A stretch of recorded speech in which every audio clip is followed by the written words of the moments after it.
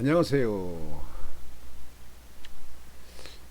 권중광TV의 권중광입니다. 오늘은 8월 23일 화요일 저녁입니다. 8월 23일. 이제 8월달도 이제 며칠 남지 않았네요. 한 일주일 남았나? 참. 세월은 참 빠르게 흐릅니다. 이제 8월달이 지나면 완전히 초가을로 들어가겠죠. 초가을. 억새풀꽃이 피고 갈대꽃이 피고 코스모스가 피고 들국화가 피고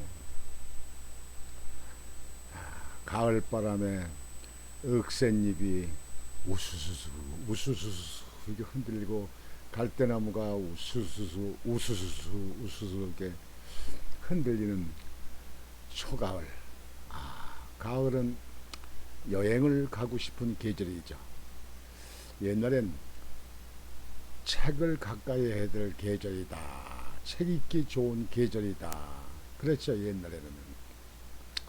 요즘엔 여행을 가기 좋은 계절입니다. 오늘은 제주도의 이야기를 하겠습니다. 제주도. 문통정부 때는 태양광 발전소를 지은다고 산에 나무를 막 베고 거기다 태양광 판을 깔고 호수에도 태양광관을 깔고 뭐 이렇게 하게 했는데, 그것도 지금 국민들 주변의 이야기는 뭐 중국제 자재가 들어오고 돈은 중국이 보러 갔다 뭐 이렇게 얘기들 하는데, 거기도 한동훈 법무장관이 검찰을 통해서 세세계 조사를 해야 됩니다.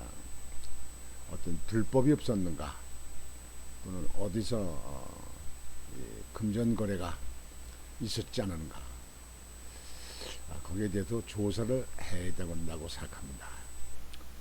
이 문통 전 정부에 대해서는 너무 조사하다 아주 많은 것들이 많아가지고 다 그 언제 할지 몰라요.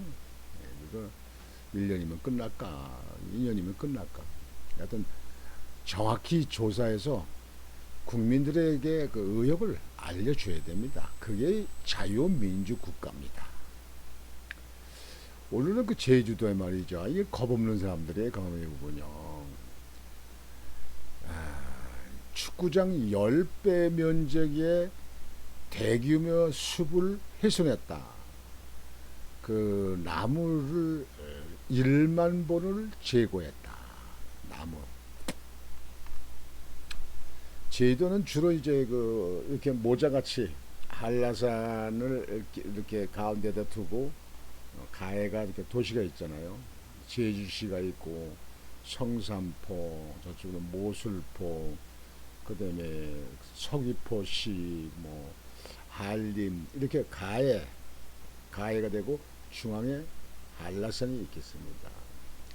그러니까 여기도 내가 볼 때는 한라산 밑에 주변이 아닌가 싶습니다. 근데 이걸 허가가 나지도 않을 뿐만 아니라 이렇게 남을 비웠다 했다. 그러면 그걸 그 지역에 있는 행정기관에는 뭐가 있을까요? 그러니까 이제 비고 나서 이제 법적 처벌해서 뭐 구속을 시켰다든지 뭐 했든지 하더라도 잘라진 나무는 복원이 안 되잖아요. 그러니까 그런 것도 계산했는지 모르죠. 난 들어가서 몸으로 떼우고, 그러나 이 땅은 개발할 수밖에 없다. 뭐 이렇게 된 거죠. 그 사진을 보시면은 이게 이제 그 인공위에서 찍은 거 아니에요. 지금 여기 그 이렇게 남색 선으로 되어 있는데 여기가 이 안입니다. 이게 아마 2만여 평 되는 것 같아요. 이렇게 여기 빨간데 이 안에를 나무 제거를 했다. 이게 인공위성으로 찍은 겁니다. 참 겁없는 사람들이에요. 이거에. 세계 자연유산이자 국가지정문화재인 제주시 조천읍 일대 천연기념물 검은 오름과 뱅듀굴 인근 지역 토지를 무단 훼손한 부동산 개발업자가 구속됐습니다. 제주자치도 자치경찰단은 검은 오름 용암동 굴계와 선울 곶자왈 일대를 훼손한 곶자왈이라는 데도 있나 보다. 곶자왈 일대를 훼손한 부동산 개발업자 등 2명을 구속하고 훼손에 가담한 중장비 기사와 토지 공동 매입자 등 4명을 추가 입건해 수사를 벌이고 있습니다. 자, 이거 나무를 다 이렇게 베어놓고 불법으로 베어놓고 수사를 해서 구속을 시키면 나무가 다시 원상복구 되냐고, 나무 사냐고요. 거기다 나무 심으려면요 보통 20-30년이나 지나야 되는 거예요. 참 이게 겁없는 사람들이에요. 법이 물러서래. 문통대. 훼손된 토지는 유네스코 자연유산으로 등재된 검은 오름 용암동 굴계와 완충 지역으로서 역사 문화적 가치가 뛰어나 역사 문화 환경 보존 지역으로 지정된 곳이다.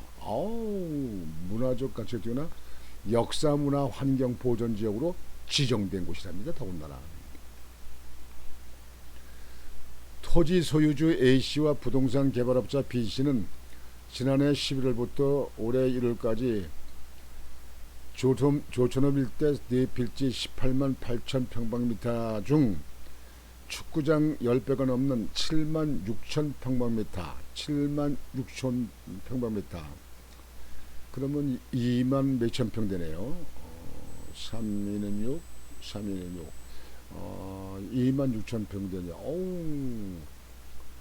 지가 상승과 개발 목적으로 토지 내 자생나무 1만 본, 1만 개 가량을 제거하고 지면을 평탄화한 혐의 등을 받고 있습니다. 제주자치도 자치경찰은 문화재보호법과 산지관리법 제주특별법 위반 혐의로 A씨 등 2명을 구속했습니다. 수사 결과 훼손 토지의 실거래 가격은 3.3평방미터, 그러니까 한 평당 2만 5천 원이었었는데 그것이 10만 원으로 상승해 17억 원가량의 시세 차익이 예상되고 있습니다. 17억을 벌고 나는 영천 가서 몸으로 떼갔다, 그렇게 한 건가? 참 도대체 겁없는 사람들입니다. 이게 우리는 상상이 안 됩니다. 지금 여기가 그 문제됩니다. 이게 나무를 다 이렇게 베어버리고 이렇게 긁으셨네. 이렇게 싹 긁으셨네. 그래서 여기를 이제 나무를 무단으로 베어버리고 여기 토지 개발을 해서 하려고 그러거든요. 참 겁없는 사람들이에요. 겁없는 사람들. 이 중앙에 정부가 있는 데서 법을 강하게 관리하지 않으면, 법을 원칙대로 법대로 처리하지 않으면요, 그 밑에 하부에서는 별별 일이 다 일어납니다. 뭐 심지어는 뭐 이렇게 이제 산을 사서 거기 있는 나무를 제거하고, 뭐 제주도에는 소나무들이 많잖아요. 한라산 밑으로를. 그래 그 나무를 제거하고 그 다음에 거기를 뭐 대지로 사용할 수 있게끔 만들어 가지고 땅을 뭐 분할해서 팔아 가지고 그래가지고 이득을 챙기려고 한다. 살고 보자. 일단 돈부터 챙기고 보자. 뭐 이런 뜻으로 이렇게 하는지 모르겠는데요. 제주도 한라산은 제가 고등학교 다닐 적에, 인천고등학교 다닐 적에 2학년 때 여름방학에 친구 3명, 4명이서 그 제주도를 가봤어. 그 당시에는 제주도는 뭐 이렇게 아무나 한번 아니 뭐 누구든지 갈 수는 있지만 가기 힘든 지경입니다. 원래 제주도까지 거리가 그 당시는 멀고, 그래서 목포에서 배를 타고 제주도 건너가야 됩니다.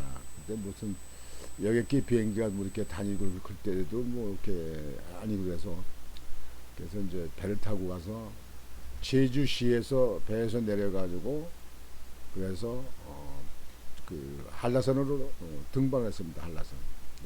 그래서 한라산은 제주에서 올라가다 보면 한라산 쪽에 그 북쪽으로 있는 대로 산막사라는 절이 있었습니다.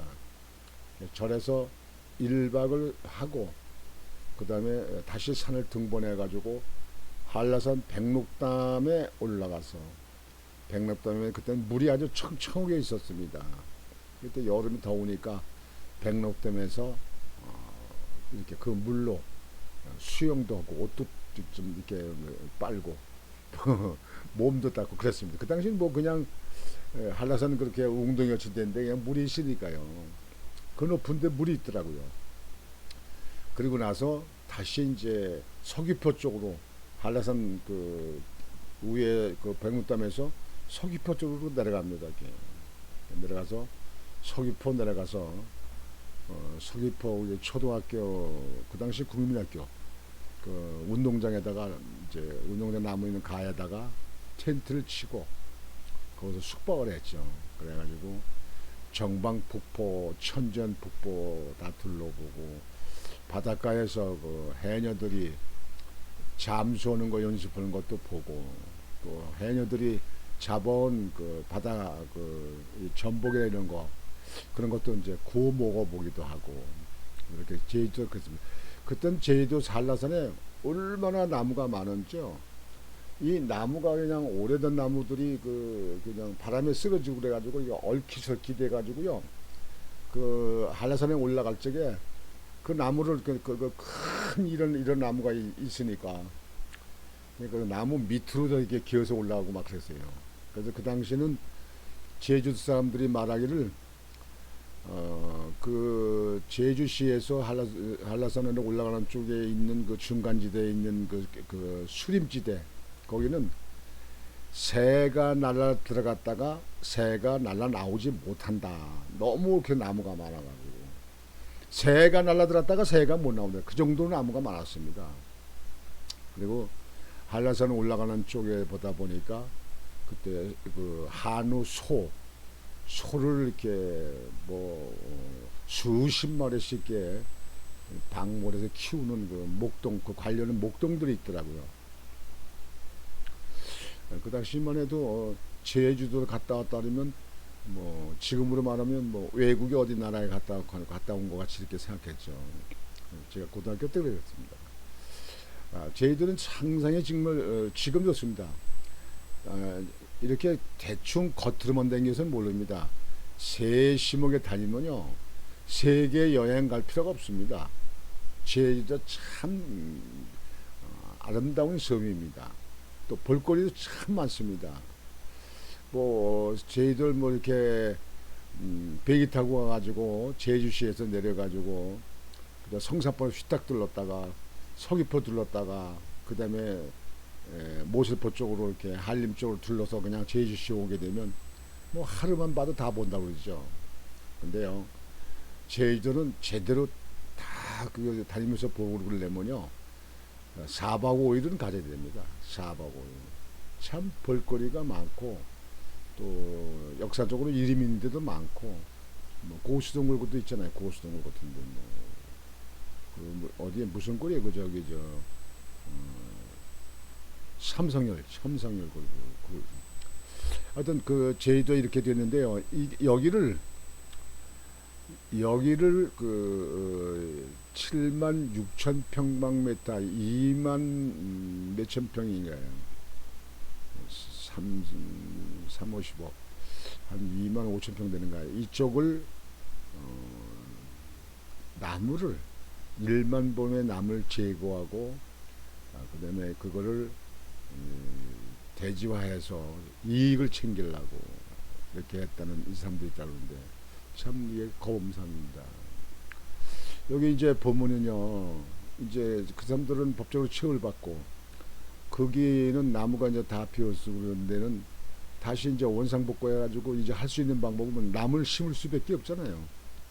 근데 나무가 그게 뭐 어? 최소한 2, 30년 자라야 나무가 좀 이렇게 커지는데요.